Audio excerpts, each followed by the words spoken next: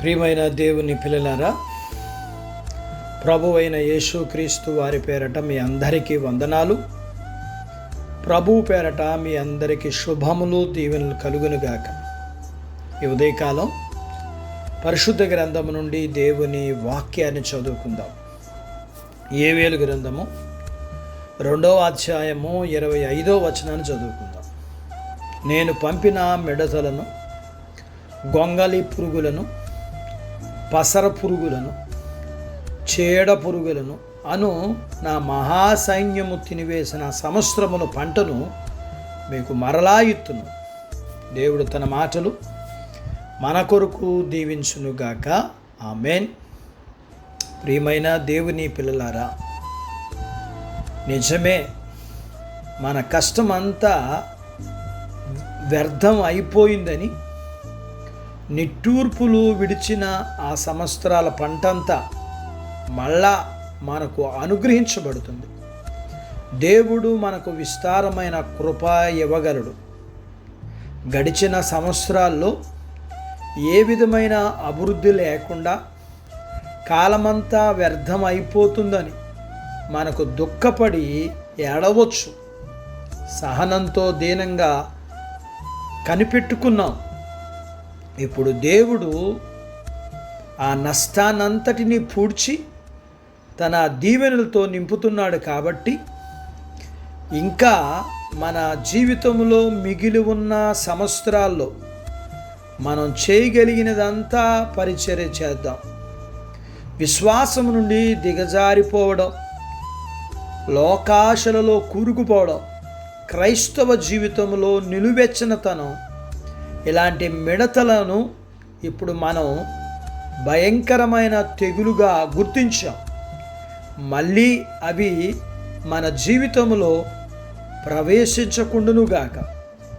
మన దేవుడు తన మహాకృపచేత వాటన్నిటినీ మన జీవితం నుండి తొలగించి వేస్తాడు. ఇప్పుడు మనం ఆయనను సంపూర్ణమైన ఆసక్తితో సేవిస్తున్నాం. ఆయన నామం స్తుతింపబడునుగాక. ఇంతకుముందు మనకు కలిగిన శూన్యత అంతా మటుమాయమైపోయేటట్లు మనం ఇప్పుడు గొప్ప ఆత్మీయ కృపల పంటను పండిద్దాం. ఆ అధికమైన కృప ద్వారా ఇతరులకు మన శ్రమ అనుభవాలను చెప్పి హెచ్చరిద్దాం. మనం ఇంకా దీనత్వాన్ని నేర్చుకుందాం. దానిలో మన వేరు లోతుగా పారేటట్లు చేద్దాం. చిన్నపిల్లల్లా దేవుని మీద ఆధారపడదాం. పశ్చాత్తాపముతో కూడిన ఆత్మీయత చూపిద్దాం. మన పాత అపజయాల అనుభవాల నుండి పాఠాలు నేర్చుకుందాం. మనం ఇంకా మెలకువగా ఉండి ఆసక్తి చూపిస్తూ మృదువుగా నడుచుకుంటూ ఉంటే దేవుని కృపా సహాయముతో మన నష్టాలన్నిటినీ లాభంగా మార్చుకోగలం. పోగొట్టుకున్న సంవత్సరాల పంటంతటిని ఆశ్చర్యకరమైన దేవుని ప్రేమ ద్వారా తిరిగి పొందుదాం. అది గొప్ప సహాయంగా అనిపించుకుంటుంది.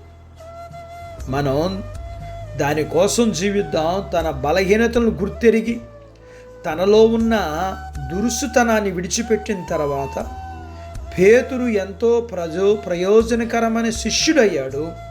ఇది మనం గ్రహించాలి. అట్టి బాధ్యత దేవుడు మనకు దయచేయునుగాక. ఆమేన్. ప్రార్థించుకుందాం. నాతో పాటు ఏకీభవించండి.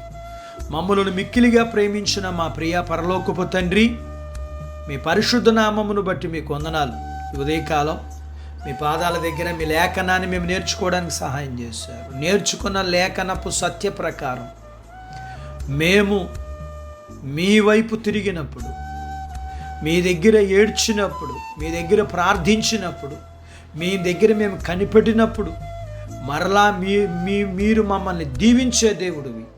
అందును బట్టి మిమ్మల్ని స్తుతిస్తూ, ప్రియమైన దేవా, మా జీవితంలో మేము మీకు వ్యతిరేకములుగా ఉండిన విధానాన్ని బట్టి మేము నష్టపోయిన స్థితి అంతటినీ మరలా మీ వైపు తిరిగి పశ్చాత్తాపడి మీ ఎదుట మేము దీనులమైనప్పుడు మమ్మల్ని దీవించే దేవుడిగా మిమ్మల్ని స్తుతిస్తూ మీ బిడ్డల్ని దీవించమని చిన్న బిడ్డలను, యవనస్తులను, వృద్ధులను, స్త్రీలను, పురుషుల్ని దీవించమని, వారి చదువులు, ఆరోగ్యాలు, ఉద్యోగ ప్రయత్నాల్లో విజయాలు ఇమ్మని, ఉద్యోగాలలో ప్రమోషన్స్ ఇమ్మని, చేతి పనులు, వ్యాపారాలు, పొలాలు, పశువులను దీవించమని, వివాహాలు కాని వారికి అవటానికి, గర్భఫలములు లేకున్న వారికి ఇమ్మని, గర్భఫలములు కలిగిన వారికి సుఖమైన ప్రసూతి ఇమ్మని, ప్రసూతైన తల్లి పిల్లలకు ఆరోగ్యాలు ఇమ్మని, మీ పిల్లల అవసరాలు, సమస్యలు, బలహీనతలు, రుణాల నుంచి విడిపించమని, మీ పిల్లల్ని దీవించమని యేసు ప్రభు వారి పేరట స్తుతించి ప్రార్థించి అడిగినవన్నీ పొందుకొని ఉన్నాము తండ్రి. ఆమెన్. దేవుడు మిమ్మల్ని దీవించునుగాక. ఆమెన్.